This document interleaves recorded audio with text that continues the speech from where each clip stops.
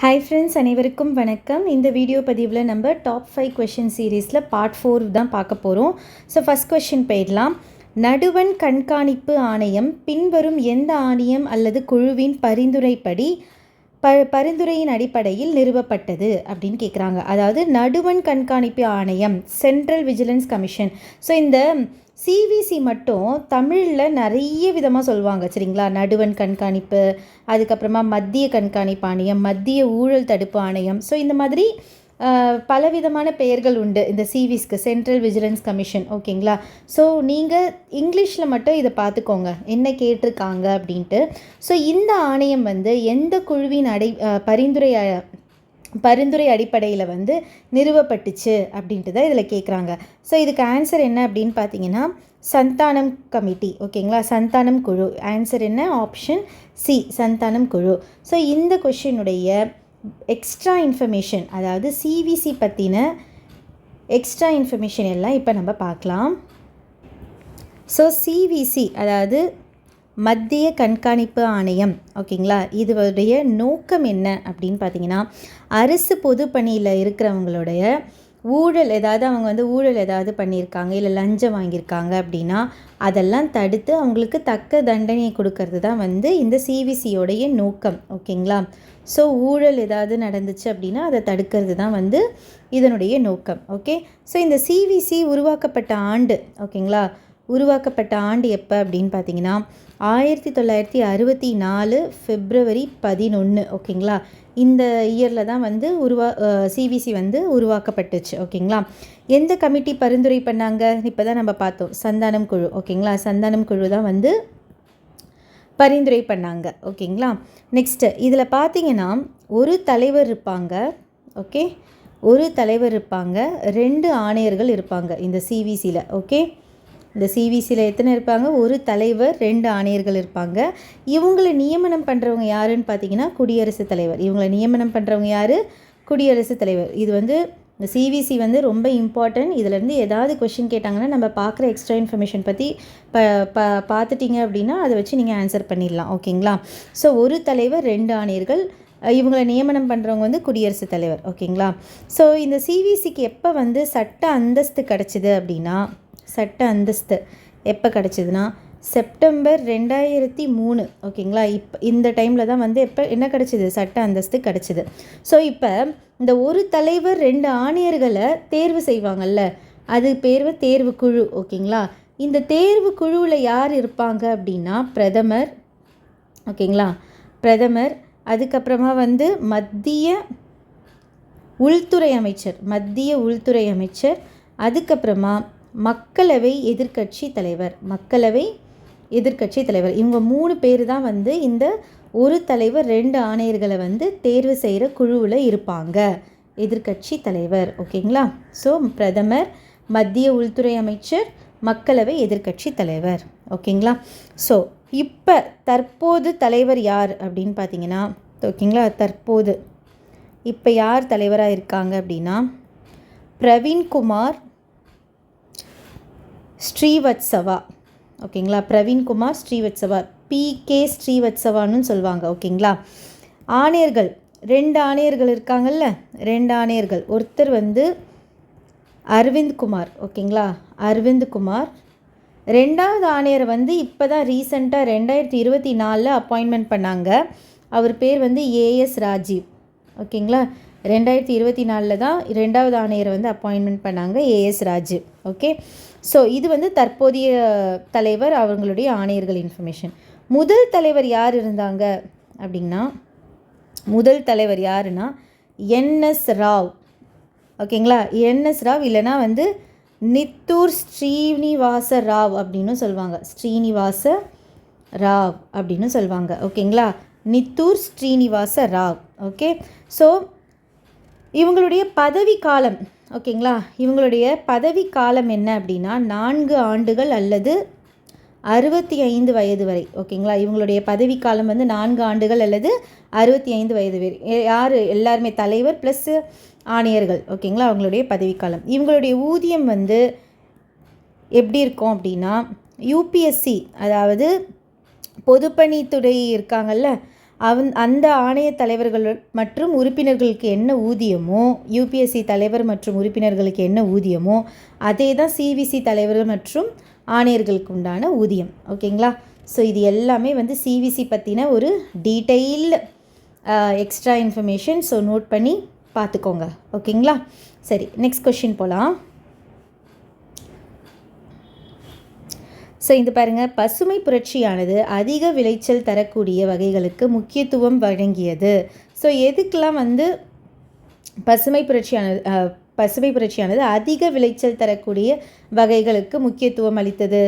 எது அப்படின்னு பார்த்தீங்கன்னா, அரிசி மற்றும் கோதுமை, மக்காச்சோளம் மற்றும் சோளம். இதில் 4 கொடுத்துருக்காங்க. ஓகேங்களா? இதில் 4ல் எது அப்படின்னு பார்த்தீங்கன்னா, அரிசி மற்றும் கோதுமை, மக்காச்சோளம் மற்றும் சோளம். இது 2 தான் வந்து இதுக்கு தான் வந்து அதிக விளைச்சல் தரக்கூடிய வகையில் இருக்குது. ஓகேங்களா? இது கிடையாது, இது 2ம் கிடையாது. ஓகே, இது வந்து அப்படியே புக் இன்ஃபர்மேஷன். ஓகேங்களா? 11th எக்கனாமிக்ஸில் அதாவது என்ன, இந்திய பொருளாதாரம் சுதந்திரத்திற்கு முன்னரும் பின்னரும் அந்த பாடத்திலிருந்து அப்படியே கேட்கப்பட்ட ஒரு புக் இன்ஃபர்மேஷன் தான். ஓகேங்களா? ஸோ இதுக்கு ஆன்சர் என்ன அப்படின்னு பார்த்தீங்கன்னா 1 and 2, அரிசி மற்றும் கோதுமை, மக்காச்சோளம் மற்றும் சோளம் தான் வந்து அதிக விளைச்சல் தரக்கூடிய பசுமை புரட்சி. ஓகேங்களா? ஸோ இந்த பசுமை புரட்சியுடைய தந்தை யார்? பசுமை புரட்சியினுடைய தந்தை யார்? நம்ம இப்போ தான் வந்து ரீசெண்டாக வந்து எம்எஸ் அவர்கள் வந்து சுவாமிநாதன் அவர்கள் வந்து ரீசெண்டாக வந்து இறந்தார். ஓகேங்களா? ஸோ அந்த இன்ஃபர்மேஷன் எல்லாமே நம்ம இதில் பார்த்தோம், நம்ம கரண்ட் அஃபேர்ஸில் பார்த்துருக்கோம். ஸோ பசுமை புரட்சியின் தந்தை யார்? எம்எஸ் சுவாமிநாதன் அவர்கள். ஓகேங்களா? பசுமை புரட்சியின் தந்தை எம்எஸ் சுவாமிநாதன் அவர்கள். ஸோ இப்போ இந்த பசுமை புரட்சி வந்து உணவு தானிய உற்பத்தியை வந்து பெருக்கிறதுக்காக தான் வந்து இந்த பசுமை புரட்சி வந்து எடுத்துகிட்டு வந்தாங்க. சரிங்களா? உணவு தானியத்தை வந்து உற்பத்தியை பெருக்கிறதுக்காக, சரிங்களா, அதனுடைய உற்பத்தியை வந்து அதிகரிக்கிறதுக்காக. ஸோ இது மெயினாக வந்து வேளாண்மையில் யூஸ் பண்ணுறது. ஓகேங்களா? பசுமை புரட்சினாலே உங்களுக்கு என்ன வந்துடணும்? வேளாண்மை அப்படின்ட்டு ஞாபகம் வந்துடணும். நெக்ஸ்ட்டு, இந்த பசுமை புரட்சி வந்தோடனே நமக்கு என்னென்னா நிறைய புரட்சிலாம் இருக்கும்ல, அதெல்லாம் வந்து நமக்கு கண்டிப்பாக கேட்பாங்க. இந்த வெண்மை புரட்சி, சிவப்பு புரட்சி. ஸோ அதை பற்றின ஒரு டீட்டெயில் வியூ இப்போ பார்த்துடலாம் எக்ஸ்ட்ரா இன்ஃபர்மேஷனில். ஓகேங்களா? ஸோ வெண்மை புரட்சிக்கு என்ன வரும்? பால். வெண்மைனா வெள்ளை. ஸோ பால் எந்த கலரில் இருக்கும்? வெள்ளை. ஓகேங்களா? நெக்ஸ்ட்டு நீலப்புரட்சி வந்து மீன். ஓகேங்களா? ஸோ மீன் எங்கே இருக்கும்? கடலில் இருக்கும். கடல் என்ன இதில் இருக்கும்? நீல கலரில் இருக்கும். அப்படி ஞாபகம் வச்சுக்கோங்க. நெக்ஸ்ட்டு மஞ்சள் புரட்சி வந்து எண்ணெய் வித்துக்கள். ஓகேங்களா? எண்ணெய் வித்துக்கள். ஓகே, மஞ்சள் புரட்சி. எண்ணெய் வந்து என்ன கலரில் இருக்கும்? மஞ்சள் கலரில் இருக்கும். அப்படி ஞாபகம் வச்சுக்கோங்க. நெக்ஸ்ட்டு தங்க புரட்சி. ஓகேங்களா? தங்க புரட்சிக்கு வந்து என்ன சொல்லியிருக்காங்கன்னா ஆப்பிள், அதுக்கப்புறமா பழங்கள். ஓகேங்களா? இப்போ பழங்கள் ஆப்பிள். ஓகே, இந்த பழம் விற்கிற விலையில் வந்து தங்கமே வாங்கிடலாம். அப்படி ஞாபகம் வச்சுக்கோங்க. ஸோ தங்க புரட்சி, பழங்கள், ஆப்பிள். ஓகேங்களா? நெக்ஸ்ட்டு கருப்பு புரட்சி, பெட்ரோலியம். ஓகேங்களா? கருப்பு தங்கம் அப்படின்னு சொல்லுவோம். கருப்பு. ஓகேங்களா? கருப்புனாலே என்னது? பெட்ரோலியம். ஓகே, கருப்பு ஞாபகம் வச்சுக்கோங்க, பெட்ரோலியம். நெக்ஸ்ட்டு வெள்ளி புரட்சி வந்து முட்டை. ஓகேங்களா? வெள்ளி புரட்சி வந்து என்னது? முட்டை. ஓகே. வட்டனாலே உருளை. ஓகேங்களா? வட்டனாலே உருளைக்கிழங்கு எப்படி இருக்கும்? வட்டமாக இருக்கும். ஓகே.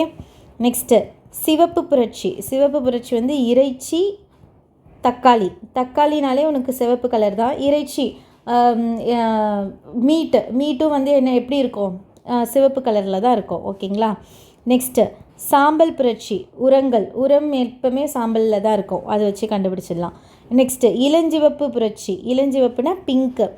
இறால் எப்பவுமே என்ன கலரில் இருக்கும்? பிங்க் கலரில் தான் இருக்கும். நெக்ஸ்ட்டு பழுப்பு புரட்சி வந்து தோல் சார்ந்த பொருட்கள். ஓகேங்களா? ஸோ இதெல்லாம் ஒரு கிளான்ஸ் பார்த்துக்கோங்க. ஏன்னா இது எனி டைம் வந்து நமக்கு மேட்ச் த ஃபாலோயிங்கில் இல்லை தவறானது இதில் வந்து நமக்கு கேட்கறதுக்கு சான்சஸ் இருக்குது. ஓகேங்களா? ஸோ இது வந்து அந்த ஒரு பாக்ஸில் கொடுத்துருப்பாங்க, அதே பாடத்தில் பாக்ஸில் கொடுத்துருப்பாங்க. அந்த இன்ஃபர்மேஷன் உங்களுக்கு நான் இப்போ எடுத்துகிட்டு வந்தது. சரிங்களா? நெக்ஸ்ட் கொஷின் போகலாம். ஸோ தேர்ட் கொஷின் வந்து பொறுத்துக. ஓகேங்களா, பாருங்கள். உடன்கட்டை ஏறுதலுக்கு எதிரான செயல்பாடு, எந்த இயக்கம் வந்து உடன்கட்டை ஏறுதலுக்கு எதிரான செயல்பாடு எடுத்துகிட்டு வந்துச்சு அப்படின்னா பிரம்ம சமாஜம். ஓகேங்களா, என்னது பிரம்ம சமாஜம். ஓகே, நெக்ஸ்ட்டு பல்வேறுபட்ட சாதிகளுக்கிடையான கலப்பு திருமணத்தை ஊக்குவித்தல். ஸோ கலப்பு திருமணத்தை ஊக்குவித்தது எந்த சமாஜம் அப்படின்னு பார்த்தீங்கன்னா பிரார்த்தனை சமாஜம். ஓகேங்களா, பிரார்த்தனை சமாஜம். நெக்ஸ்ட்டு தீண்டாமைக்கு எதிரான போராட்டம் நடந்தது வந்து ஆரிய சமாஜம். நெக்ஸ்ட்டு மனிதனுக்கு செய்யக்கூடிய சேவை கடலுக்கு செய்யும் தொண்டு வந்து ராமகிருஷ்ணா மிஷன். ஓகேங்களா, ஸோ இது வந்து இந்த ஸ்டேட்மெண்ட் மனிதனுக்கு செய்யக்கூடிய சேவை கடவுளுக்கு செய்யும் தொண்டுன்றது வந்து யார் சொன்னார்னா சுவாமி விவேகானந்த அவர்கள். ஓகேங்களா, சுவாமி விவேகானந்த அவர்களுடைய ஸ்டேட்மெண்ட்டு தான் இது. ஓகேங்களா, ஸோ விவேகானந்த அவர்கள்னாலே ராமகிருஷ்ணா மிஷன். ஓகே, இப்படி ஞாபகம் வச்சுக்கலாம். So the answer is 2, 3, 4, 1.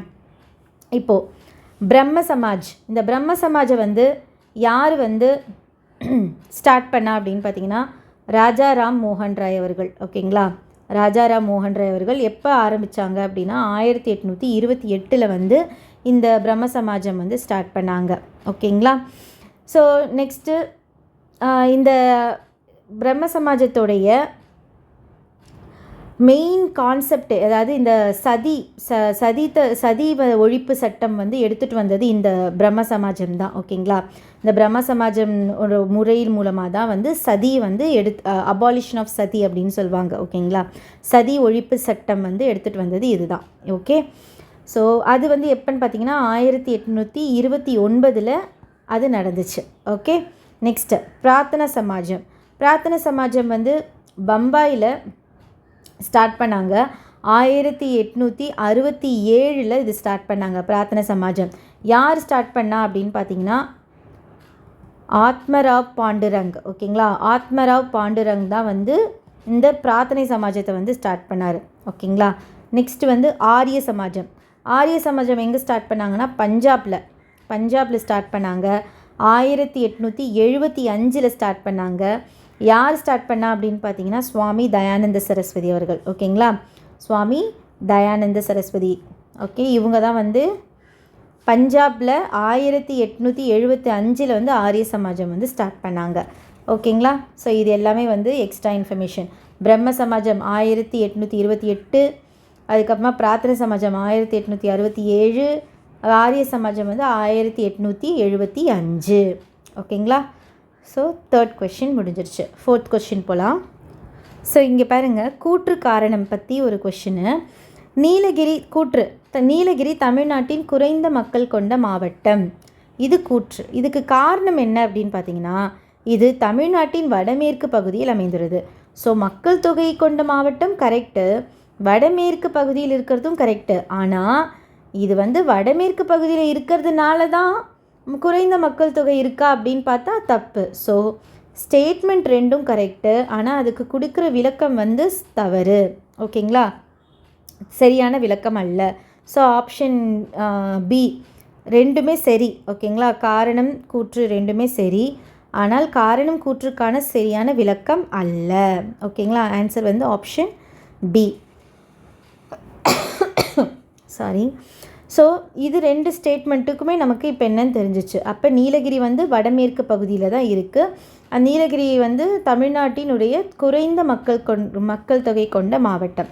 So அதிக மக்கள் தொகை கொண்ட மாவட்டம் எது அப்படின்னு பார்த்தீங்கன்னா இதெல்லாம் பார்த்தீங்கன்னா கோவை, சென்னை, திருவள்ளூர், காஞ்சிபுரம் இதெல்லாம் வந்து அதிக மக்கள் தொகை கொண்ட மாவட்டங்கள். சரிங்களா, சரி.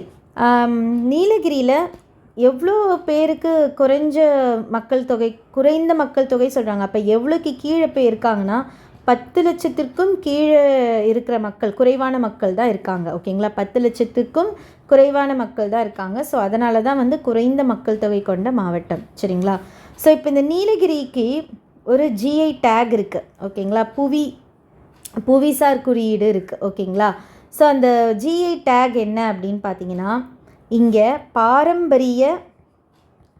பாரம்பரிய பூத்தையல். ஓகேங்களா, இங்கே மட்டும்தான் அது வந்து கிடைக்கும். அதாவது அந்த பாரம்பரியமாக வந்து அந்த பூ முடிக்கிற தையல் வந்து இங்கே இந்த நீலகிரியில் மட்டும்தான் இருக்கும். சரிங்களா, நெக்ஸ்ட்டு இன்னும் சில இன்ஃபர்மேஷன் நீலகிரி பற்றி பார்த்துடலாம். ஓகே, ஸோ நீலகிரி வந்து குறைந்த அளவு மக்கள் அடர்த்தி, ஓகேங்களா, குறைந்த அளவு மக்கள் அடர்த்தி கொண்ட மாவட்டமும் என்னது, நீலகிரி தான். மக்கள் அடர்த்தி குறைந்த அளவு கொண்ட மாவட்டமும் நீலகிரி தான். 288 சதுர கிலோமீட்டர். ஓகேங்களா.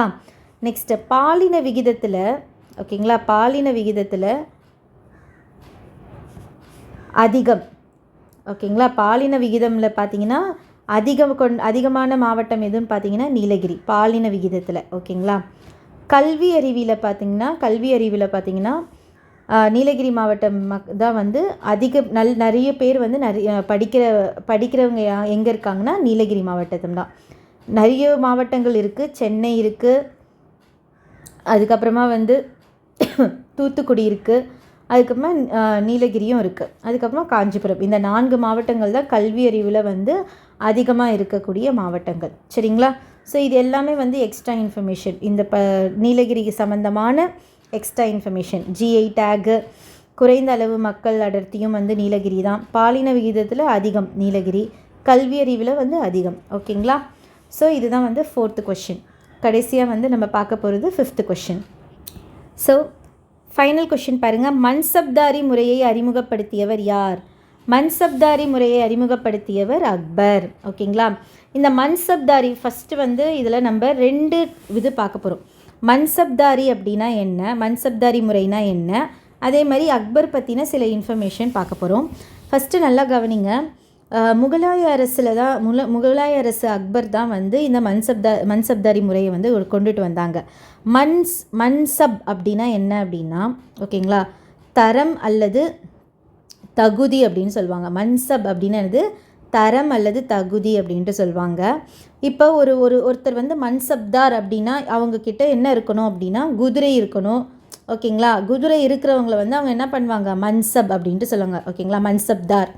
அதுவும் எவ்வளோ குதிரை வச்சுருக்கணும் அப்படின்னா குறைஞ்சது 10,000 10,000 குதிரை வரைக்கும் அவங்கக்கிட்ட இருக்கலாம். அவங்கள வந்து அவங்க என்னன்னு சொல்லுவாங்க, அந்த தகுதி, அந்த தர வரிசையில் வந்து அவங்க என்ன பண்ணுவாங்க, அந்த தரவரிசை அடிப்படையில் வந்து அந்த மன்சப்தார்களை வந்து பிரிப்பாங்க. சரிங்களா. குதிரை எத்தனை குதிரை வச்சுருக்காங்க, ஓகேங்களா, குதிரையின் எண்ணிக்கை வச்சு. சரிங்களா. ஸோ மெயினாக வந்து இந்த மன்சப்தாரி வந்து படை நிர்வாக முறையை வந்து எடுத்துகிட்டு வந்தார். யார்? அக்பர். படை நிர்வாக முறையை வந்து கொண்டுட்டு வந்ததுக்கு தான் வந்து இந்த மன்சப்தாரி முறையை வந்து கொண்டுட்டு வந்தார். சரிங்களா. ஸோ இதில் வந்து பார்த்திங்கன்னா 2 இருக்குது. ஒன்று வந்து சவார் அப்படின்னு சொல்லுவாங்க, இன்னொன்று வந்து சாட் அப்படின்னு சொல்லுவாங்க. சாட்டு, சவார். ஓகேங்களா. இந்த சாட் அப்படின்னா என்ன அப்படின்னா ஒருத்தருடைய தகுதியை குறிக்கிறது, இந்த படை வீரர்களின் தகுதியை குறிக்கிறது வந்து சாட். சவார் அப்படின்னா என்னென்னா எவ்வளோ குதிரை வச்சுருக்காங்க, குதிரையின் எண்ணிக்கை, அதாவது குதிரைப்படை வீரர்களின் எண்ணிக்கை, குதிரையின் எண்ணிக்கை, இதை குறிக்கிறது தான் வந்து சவார்.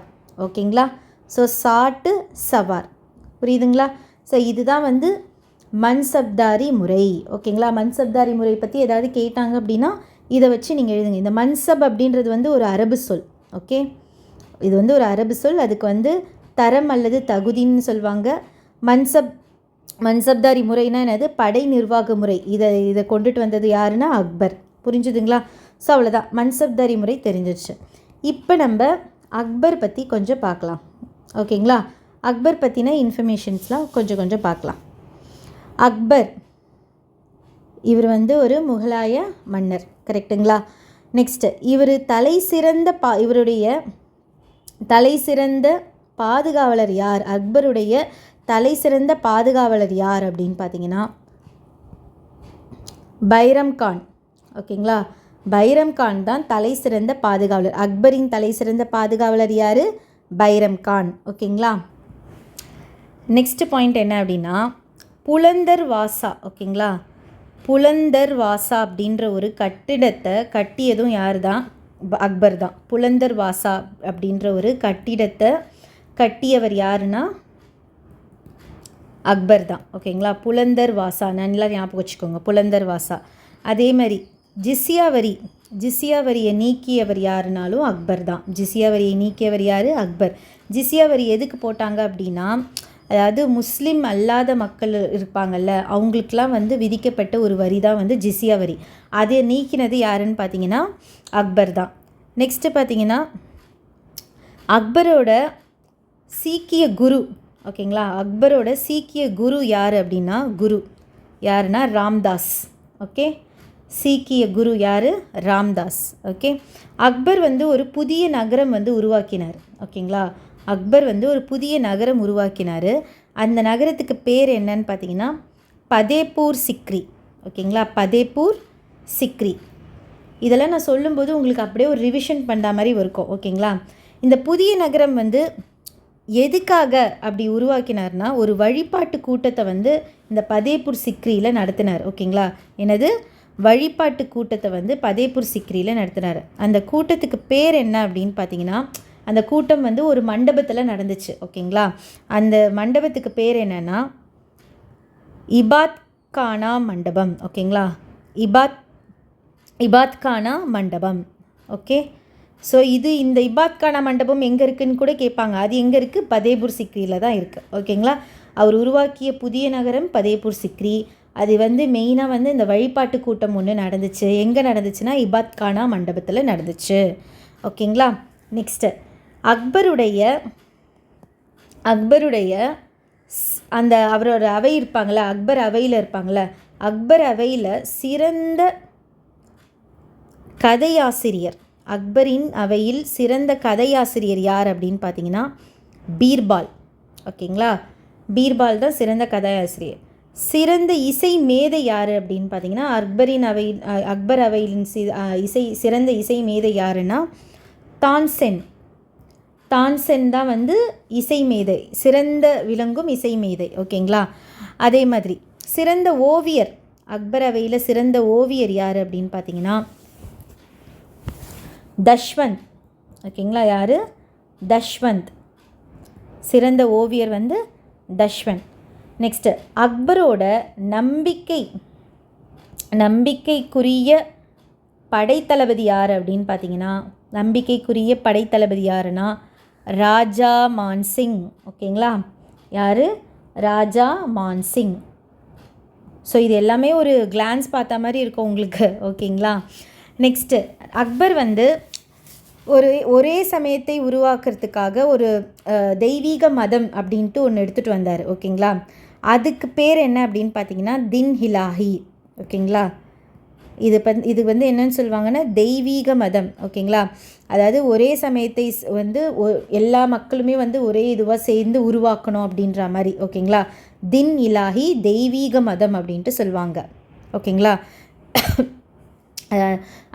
இது ஒரு கோட்பாடு மாதிரி எடுத்துகிட்டு வந்தார். ஒரே சமயத்தை சேர்ந்தவங்க வந்து ஒரே இதில் இருக்கணும் அப்படின்ற ஒரு கோட்பாடை வந்து எடுத்துகிட்டு வந்தார். தெய்வீக மத கோட்பாடை வந்து எடுத்துகிட்டு வந்தார். தின் இலாஹி அப்படின்ட்டு சொல்லுவாங்க. ஓகேங்களா, நெக்ஸ்ட்டு ஜப்தி முறை. ஓகேங்களா, ஜப்தி முறையை வந்து அறிமுகப்படுத்தினதும் யாருன்னா அக்பர் தான். ஓகேங்களா, ஜப்தி முறை. ஓகே, ஜப்தி முறையை அறிமுகப்படுத்தினது யாருனாலும் அக்பர் தான்.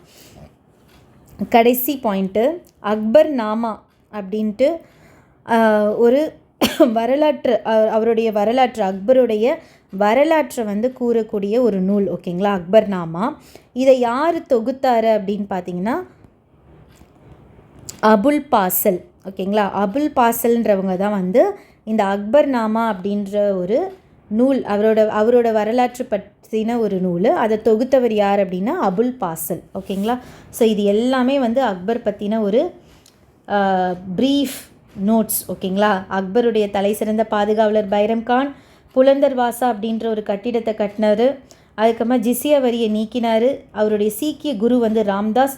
புதிய நகரம் வந்து உருவாக்கினார் பதேபூர் சிக்ரி. இது எதுக்காகனா வழிபாட்டு கூட்டம். அது எங்கே நடந்துச்சுன்னா இபாத் கானா மண்டபத்தில் நடந்துச்சு. நெக்ஸ்ட்டு சிறந்த கதையாசிரியர் யார் அப்படின்னு பார்த்தீங்கன்னா பீர்பால். சிறந்த இசை மேதை வந்து தான்சென். சிறந்த ஓவியர் வந்து தஷ்வந்த். நம்பிக்கையுரிய படைத்தளபதி யாருன்னு பார்த்தீங்கன்னா ராஜா மான்சிங். ஜப்தி முறையை கொண்டுட்டு வந்ததும் வந்து அக்பர் தான். அதே மாதிரி தின் இலாஹி தெய்வீக மதம் கோட்பாடை வந்து உருவாக்கினார். அதுக்கப்புறமா அக்பர்நாமா அப்படின்ற ஒரு அவருடைய வரலாற்றை தொகுத்தவர் யார் அப்படின்னு பார்த்தீங்கன்னா அபுல் பாசில். அவ்வளோதான், முடிஞ்சுதா? ஸோ இது எல்லாமே வந்து அக்பர் பற்றி ஒரு சின்ன இன்ஃபர்மேஷன். ஸோ இந்த வீடியோ உங்களுக்கு பிடிச்சிருக்கோன்னு நினைக்கிறேன். ஸோ பிடிச்சிருந்தால் லைக் பண்ணுங்கள். ஸோ இதே மாதிரி நிறைய இன்ஃபர்மேஷன் வந்து நம்ம டெய்லியுமே நம்ம பார்க்க போகிறோம். இது வந்து உங்களுக்கு ஒரு ரிவிஷன் பர்பஸ் கூட ரொம்ப யூஸ்ஃபுல்லாக இருக்கும். இந்த 5 கொஷின் பார்க்குறது மட்டும் இல்லாமல் எக்ஸ்ட்ரா இன்ஃபர்மேஷன் நீங்கள் கேட்கும்போது உங்களுக்கு இது எல்லாமே, இந்த பாயிண்ட்ஸ் எல்லாமே நீங்கள் ரிவிஷன் பண்ணது மாதிரி உங்களுக்கு ஃபீல் ஆகும். ஓகேங்களா? So keep supporting. தேங்க்யூ.